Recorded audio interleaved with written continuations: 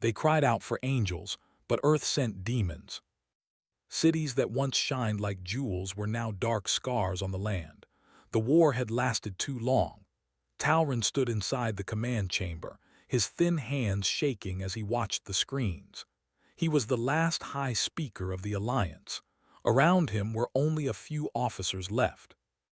Varys, the old strategist, leaned on a console, breathing slowly. Young aides whispered prayers in shaking voices. Another world had fallen. The enemy did not speak. They did not warn. They did not ask for surrender. They came in endless waves, cold and silent, tearing fleets apart with cruel skill. The Alliance had fought with honor and rules. The enemy had none. Talron closed his eyes. "We are finished," one officer said softly. Varys lifted his head. "Not yet," he said. "There is still one choice." Talron looked at him. "You mean the long call?" Varys nodded. "The forbidden call, the one sent beyond known space." Many feared that idea. It was old, almost a myth. Long ago, when the Alliance was young, their thinkers spoke of distant worlds with violent life. Worlds where creatures survived not by balance but by force. One world had a strange name: Earth. No one in the chamber had ever seen a human. Records were thin and ancient. They spoke of a race that fought itself for thousands of years, a race that mastered war before it mastered peace. "They will not come," an aide said, "and if they do, they may destroy us as well." Talron opened his eyes and stared at the burning stars. "If we do nothing," he said, "we die anyway." The room fell silent. Slowly, Talron walked to the central console. His fingers hovered above the ancient transmitter. It had not been used in centuries. Dust covered its surface. "Prepare the message," he said. The words they chose were careful. They spoke of peace. They spoke of hope. They spoke of light against darkness. They asked for guardians, not warriors. They begged for angels, not monsters. When the signal was ready, Talron placed his hand on the panel. "Send it," he said. The beam vanished into deep space, racing faster than thought, crossing empty systems and silent stars, heading toward a small blue world that did not yet know it had been chosen. Far away on Earth, it was night. Rain fell softly over a quiet base hidden in the mountains. Lights glowed inside thick concrete walls. Deep underground, machines hummed with steady life. John Carter rubbed his tired eyes as he leaned over a screen. He was not a soldier. He was a signal analyst, a simple man with a quiet voice and a sharp mind. He had worked this night shift for 10 years, and most nights were boring, until the screen changed. Numbers twisted. Patterns formed where none should exist. A signal rose from the noise, clean and strong. John froze. "That's not right," he whispered. He ran a check. Then another. His heart began to pound. This was no random burst, no natural wave. This was a message. "Control, this is Carter," he said into the mic. "I have something you need to see." Within minutes, the room filled with people. Lisa Morrow arrived first, her dark jacket still wet from the rain. She was calm, sharp, and always watched more than she spoke. Behind her came Ethan Brooks, tall and nervous, already tapping at a tablet. "Show us," Lisa said. John played the signal. The room went silent as the translation software struggled, then slowly began to shape meaning. Symbols turned into images, images into sound. A voice filled the room, strange, layered, full of pain. "To any who hear us," the voice said, broken but clear, "we ask for help. Our worlds are dying, our people are being erased. We seek peace, not conquest. We seek light, not fire." Ethan swallowed. "This is real," he said. "This is not a trick." Lisa crossed her arms. "Where is it from?" John pointed at the star map. "Far.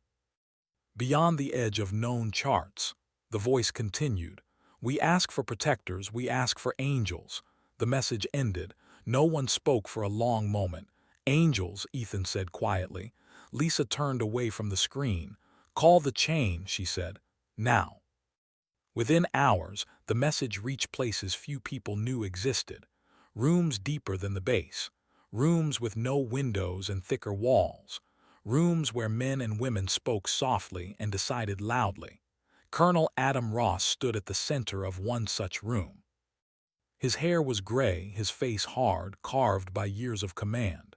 Beside him stood Kate Miller, an engineer whose hands still bore scars from test failures. Near the back, Nathan Cole watched silently, his eyes full of questions. The message played again. When it ended, Adam exhaled slowly. "They want help," he said. "They want angels," Kate added. Nathan folded his arms, "and they found us." A general at the table shook his head. "We are not their angels." Adam did not disagree. "No," he said, "we are not." Lisa Morrow spoke from a screen link. "But we are the only ones who answered." Silence filled the room again. "If we go," Nathan said, "we will change everything. Not just for them, for us." Kate leaned forward.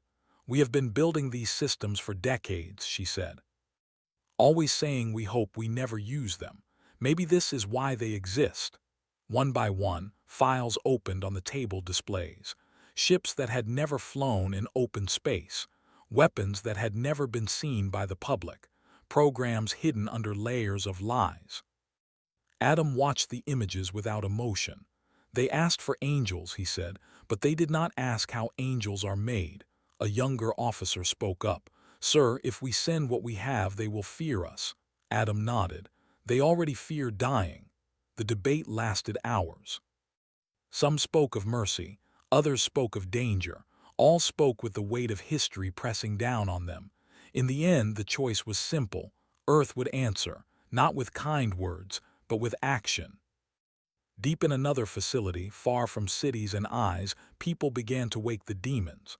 Lights flickered on in vast hangars.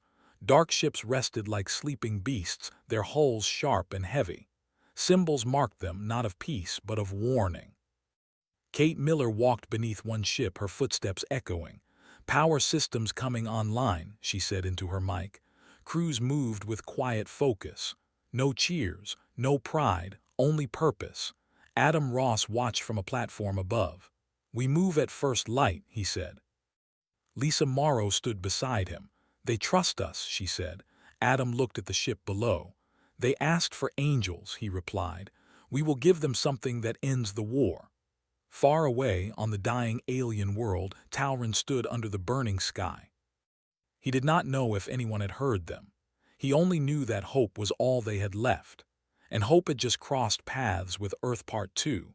Earth's hidden face. The day began quietly on Earth, but beneath the calm surface, machines hummed and people moved with purpose. In underground bases and secret facilities, crews prepared for a mission that could change the galaxy. Colonel Adam Ross walked through the command hall. Lights reflected on his sharp features. Beside him, Kate Miller checked systems on a glowing display. "We are ready," she said. "All ships powered, weapons online." Adam nodded. "This is not a drill," he said. "The aliens asked for angels. We are sending the strongest we have." Far above, in orbit, satellites scanned the dark reaches of space.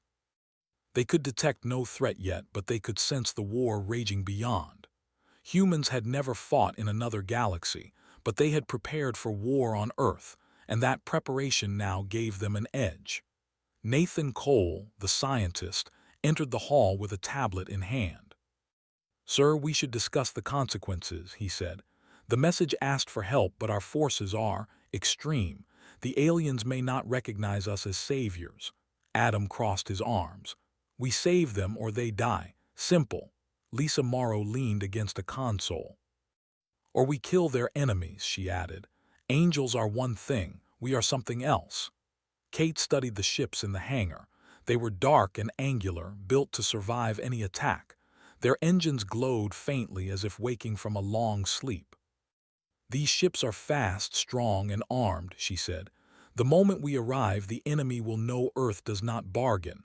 Nathan sighed. "They asked for protectors, not monsters." Adam looked at him steadily. "They will survive. That is what matters." Hours passed as crews loaded equipment, secured weapons, and ran simulations. John Carter, the analyst, monitored communications, making sure all signals were clear. He marveled at the scale of operation. Never in his quiet life had he imagined seeing such preparations for war. The first wave of ships was ready.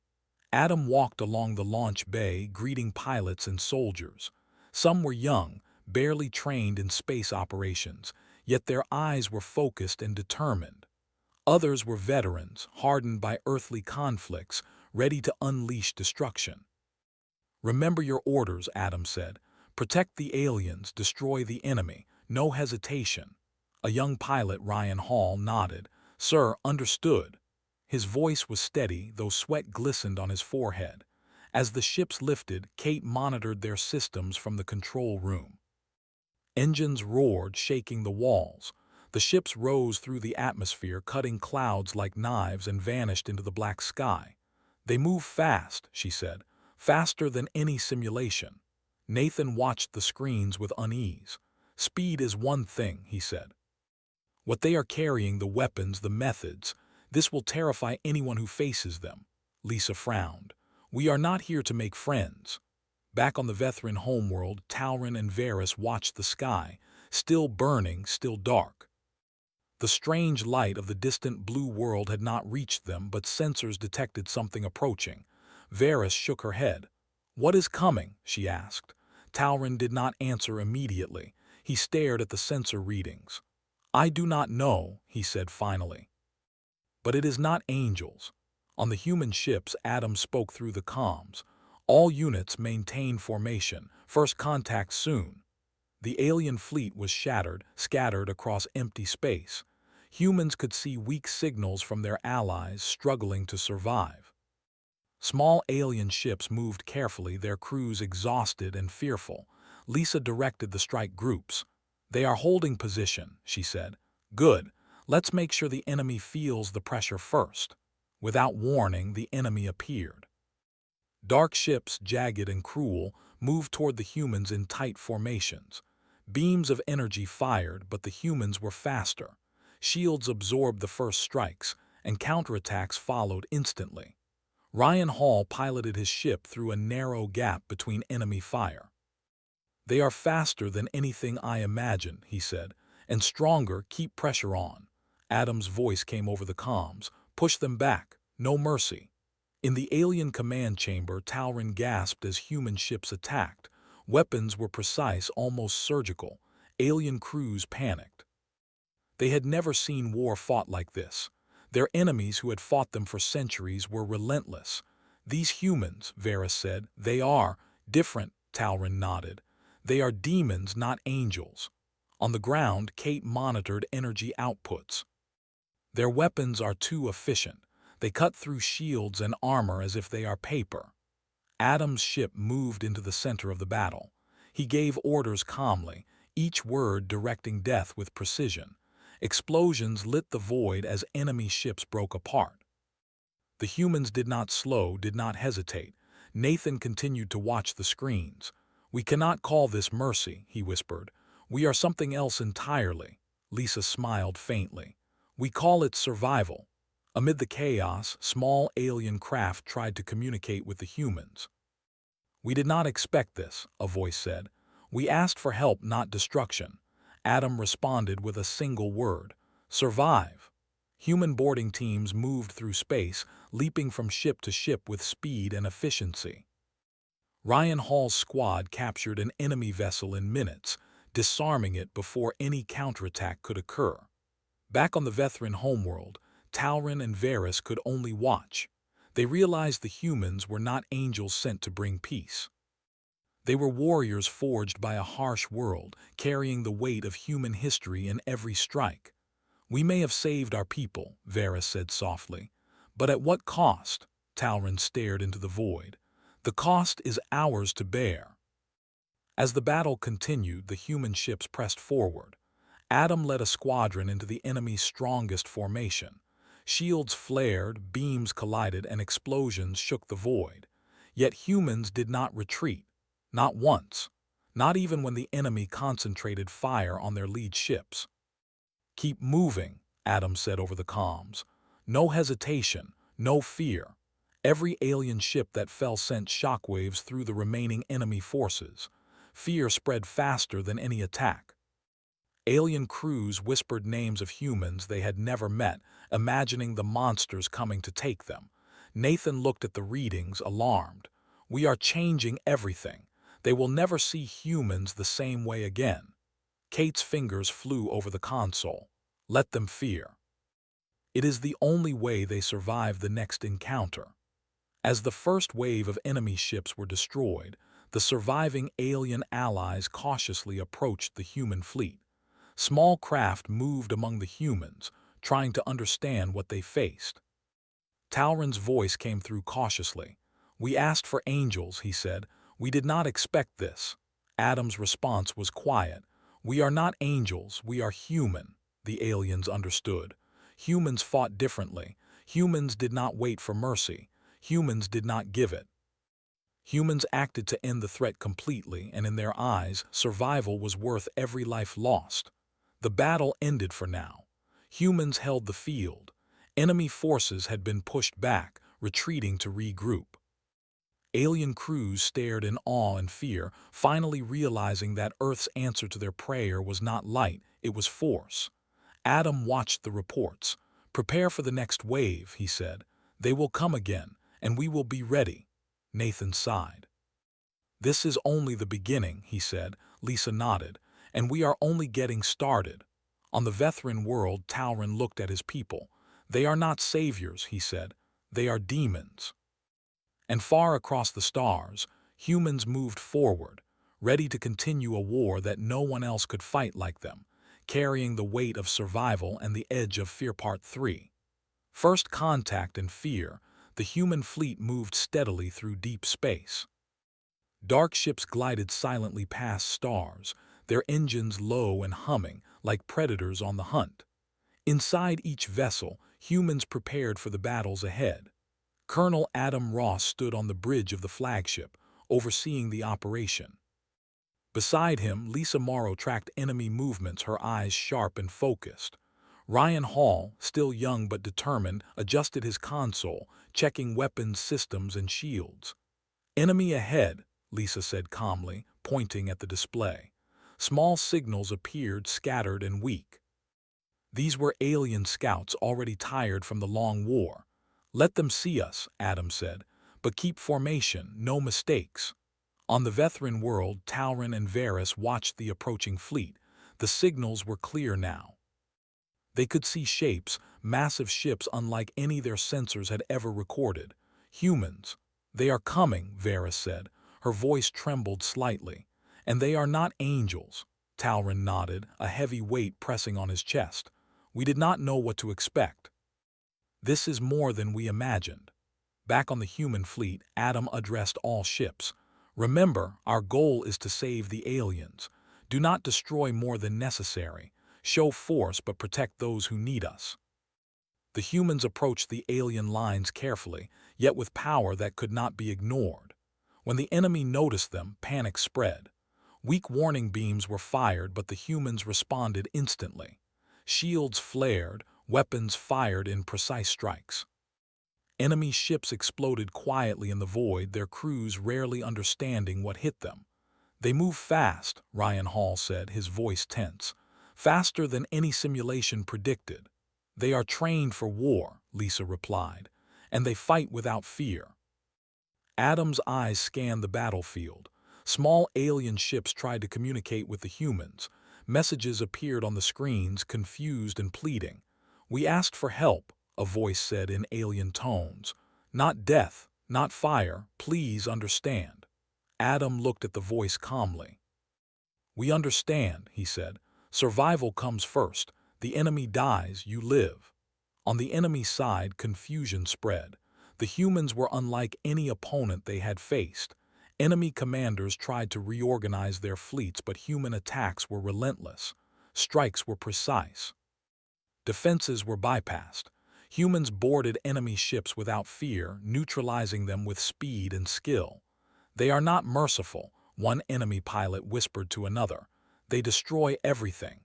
In the human fleet, boarding teams moved through space in pods. Ryan Hall led his squad into an enemy cruiser. Alarms blared as his team entered. Yet the humans moved with calm efficiency, disabling systems and capturing key areas. "Clear this deck," Ryan said. "No mistakes." Explosions shook the enemy vessel as human weapons struck with surgical precision. Alien crews panicked, fleeing where they could. The humans showed no hesitation. Fear was a weapon they wielded carefully, like a blade. Adam watched the operations unfold across the fleet. Reports came in constantly. Enemy losses mounted. Small alien ships tried to flee, but humans intercepted them with ease. "They are unstoppable," Lisa said, barely above a whisper. "They fight as if they were born in space," Nathan Cole added, his voice troubled. "Not angels, but hunters." Far away, Talrin and Varys observed silently. "What are they?" Talrin asked. "How can they do this?" Varys shook her head. "They are humans, that is all, but humans from Earth, strong, clever, and ruthless when needed." On another human ship, Kate Miller monitored weapon outputs and shield responses. Every strike was recorded and analyzed in real time. "They can't keep up with this," she said. "Our systems adapt faster than their fleet can respond." Adam's voice came over comms. "All units push forward. Secure the perimeter. Protect the aliens at all costs." Ryan's squad moved into the heart of the enemy formation. Small ships were destroyed instantly, their crews unable to defend against human strategy. Boarding teams disabled weapons before they could fire. Humans fought like no one else in the galaxy had fought before. "They are terrified," Lisa said, watching enemy signals. "Their communications are full of panic." Adam did not reply. He focused on strategy. The enemy would regroup if given time. The humans could not allow it. Every strike had to count, every movement precise. Nathan Cole watched, uneasy.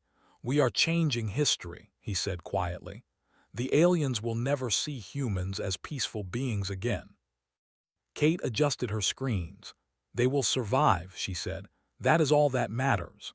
Amid the chaos, small groups of alien scouts approached the human ships. Their leaders were cautious, fear evident in every movement. One ship sent a message, trembling through the comms. "Why do you fight like this?" the voice asked. "We asked for help, not monsters." Adam's response was calm, almost cold. "We fight to save you, you survive, that is all you need to know." In the enemy fleet, commanders struggled to regroup. Beams flared, ships collided. Humans moved through their defenses like predators among prey. Each attack was calculated, each strike devastating. Alien pilots whispered names of humans, imagining the monsters that had come to end them. Ryan led his squad into a large enemy cruiser. Alarms blared. Doors were sealed, yet humans moved inside as if the ship was empty. Every system they touched was disabled, every weapon neutralized. Panic filled the enemy corridors. "Secure the bridge," Ryan said to his team. "Take control." Explosions rocked the cruiser as humans disabled energy cores. Alien crew tried to resist, but fear made them slow. Humans never hesitated, never faltered. Fear became a weapon and humans wielded it without mercy. Far away, Talrin and Varys could only watch. They had hoped for help. They did not imagine this. Humans were monsters, yes, but monsters that could save their people. "We may survive," Varys said quietly, "but they are not angels." Talrin looked at the sensors. Enemy fleets were retreating, broken, scattered, and terrified. "Demons," he said softly, "they are demons." Adam observed the retreating enemy ships. "Prepare for the next strike," he said. "We finish this war quickly. We save as many as we can." Nathan shook his head. "We are rewriting history," he whispered. "Every alien we save will remember fear before help." Kate nodded. "Fear keeps them alive," she said.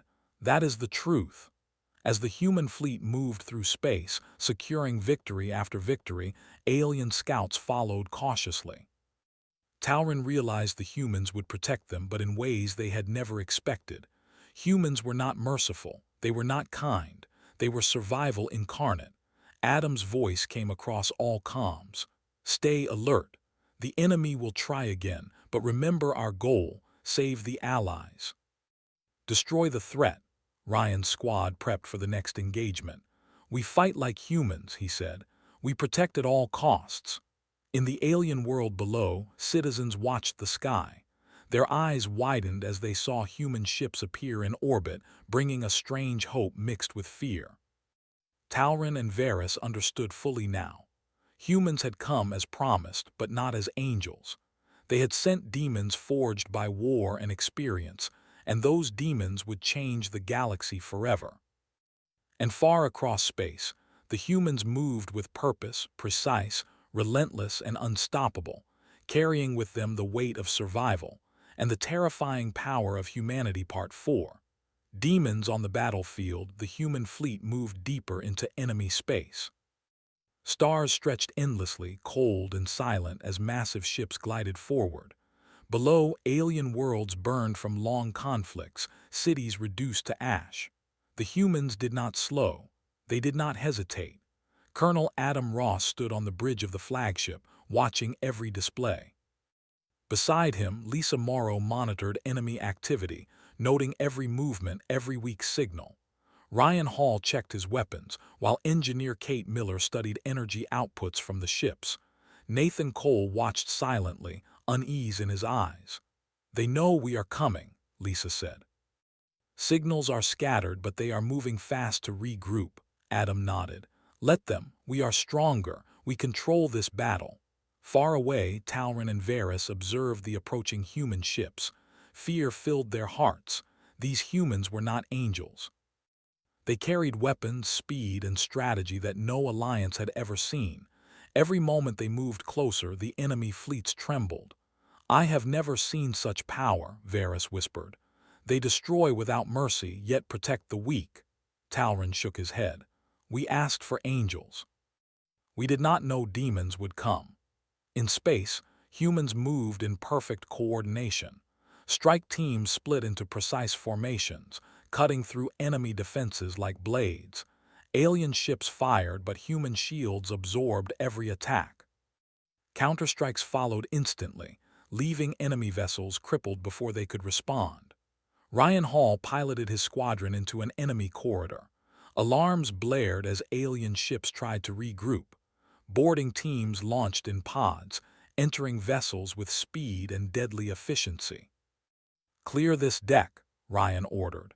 His team moved with calm precision, disabling weapons and securing control points. Explosions shook the enemy ships, but humans advanced without hesitation.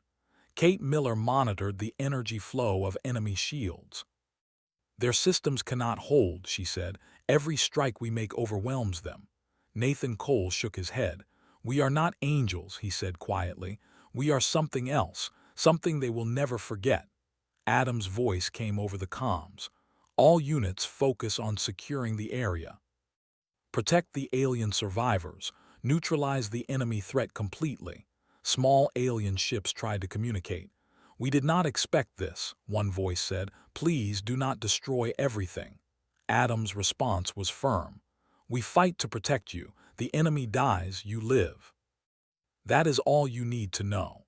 In the heart of the enemy formation, human boarding teams moved through vessels like shadows. Alarms shrieked. Corridors erupted in fire. Yet humans never slowed.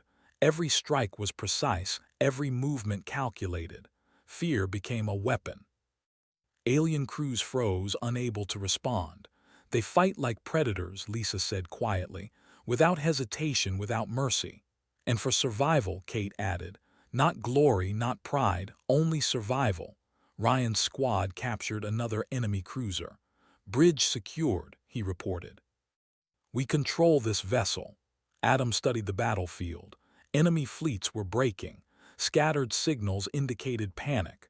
Alien allies cautiously moved toward the humans, realizing that these strange demons from Earth were their protectors now.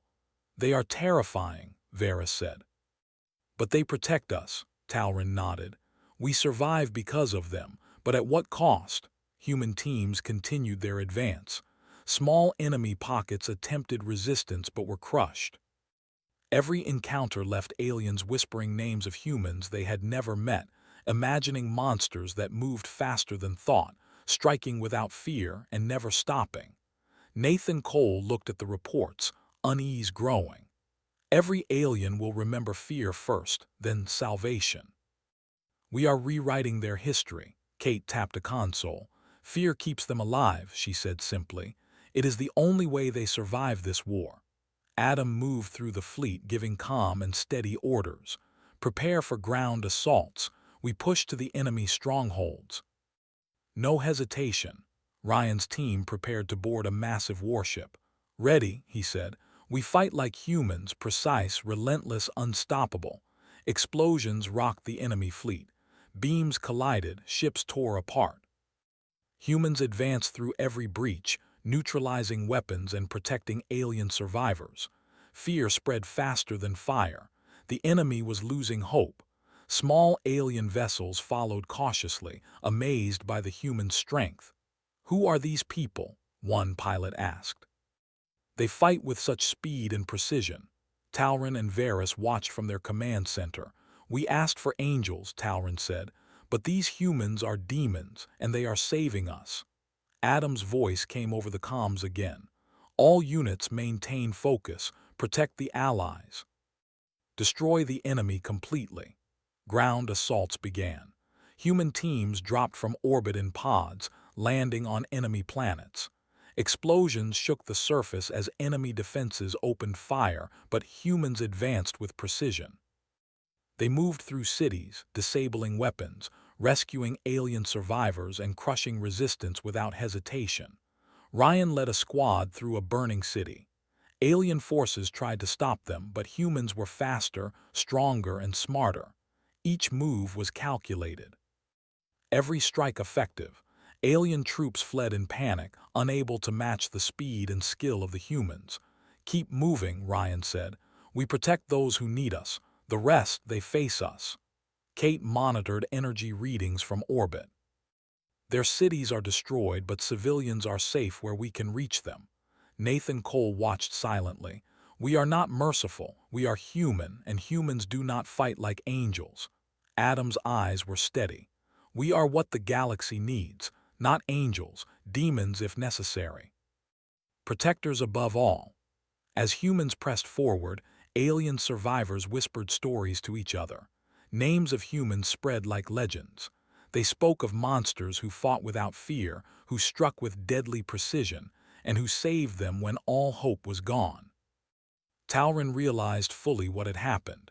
Humans were not kind. Humans were not gentle. Humans were powerful beyond imagination.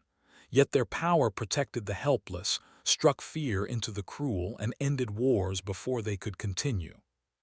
"We owe them everything," Varys said softly. "And we fear them," Talron added, "but we survive because of them."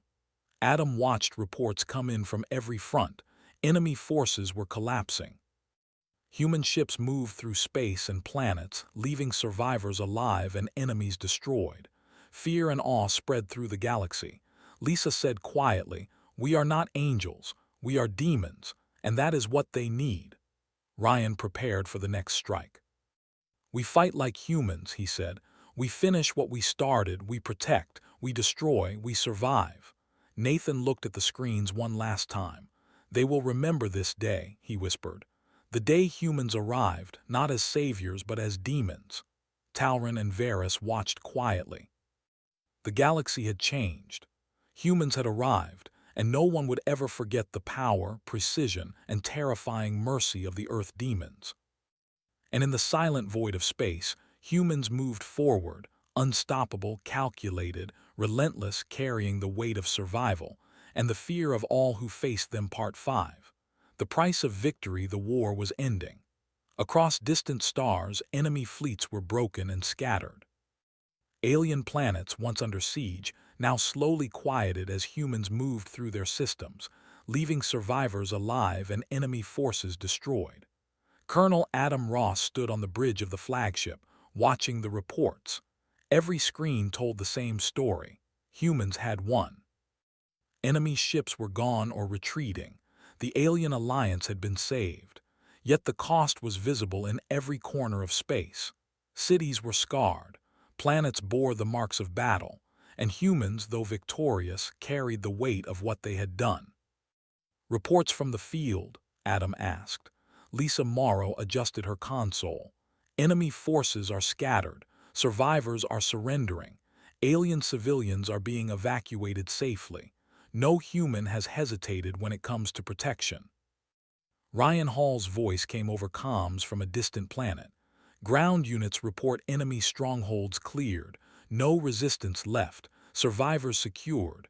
They are in shock but alive." Kate Miller studied energy outputs from orbit. "We pushed hard, faster than expected. Shields and weapons systems held perfectly. No major losses on our side."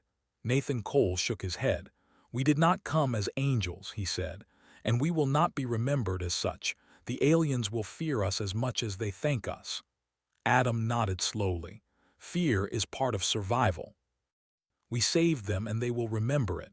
That is enough." Far away, Talrin and Varys watched from their command center. Signals from alien ships showed humans moving across their systems. Awe and terror filled their people. They had cried out for angels and received demons instead. "They are leaving now," Varys whispered. "After all the destruction, after all the fear, they leave without celebration." Talrin nodded. "They have done what we could not. Our people survive. But the galaxy will never see humans the same way again." In orbit, human ships gathered survivors. Alien civilians watched the strange beings who had saved them. They were not gentle. They were not comforting. They were precise, strong, and relentless. Yet every alien saved owed their life to humans. "We will remember them," one alien child said softly. "Not as angels, but as demons who protected us." On the surface, human teams moved with steady calm. They guided aliens away from danger, deactivated weapons caches, and destroyed enemy bases. Fear remained in the eyes of those who had fought the humans, yet gratitude lingered in those who survived. Ryan led a small group through a ruined city. Alien families hid in shelters. He helped them reach safe zones. "You are safe now," he said simply. "We are leaving soon, but you will live." Kate monitored energy flows and power grids. "All systems are stable," she reported. "We can extract safely. The fight is over." Nathan Cole studied alien signals. "They are scared," he said, "but they will survive. Humans do not fight for glory. They fight to protect and endure. That is why we win." Adam looked at the reports from every front. "Prepare for extraction," he said. "Our mission is complete. Humans have done what no one else could." Small alien vessels approached cautiously. They hovered near the human ships, observing, whispering messages of thanks mixed with fear. Talrin's voice came over an open channel. "We owe our lives to you," he said. "We called for angels and you came." Adam's reply was calm. "We are not angels, we are human, and we fight to protect life. That is all we offer." Back on Earth, news of the mission filtered through secret channels. Humans had ventured far beyond their galaxy, fought unimaginable battles, and returned victorious. Yet no celebration awaited them. The work had changed them. Humans had faced enemies unlike any before, and their victory carried weight and responsibility. On distant planets, alien survivors slowly rebuilt. They spoke in hushed voices about the humans who had appeared from the stars, moving like shadows, striking with deadly precision, yet saving their people at every turn. Fear and gratitude mingled in every story. Humans were remembered as demons, yes, but demons who protected life when all hope seemed lost. "We survived because of them," Varys said to Talrin. "And we will tell every generation their story, but we will fear them too." Talrin nodded. "That is the truth. Humans are strong, relentless, and merciless to those who threaten life. Yet they save without hesitation. We will never forget them." In space, humans began their long journey home. Ships moved through the stars quietly, no fanfare, no celebration. Crews were tired but steady. They had fought a war that had seemed impossible, protected millions, and reshaped an alien galaxy forever. Adam stood on the bridge, looking at the stars. "We did what we had to do," he said.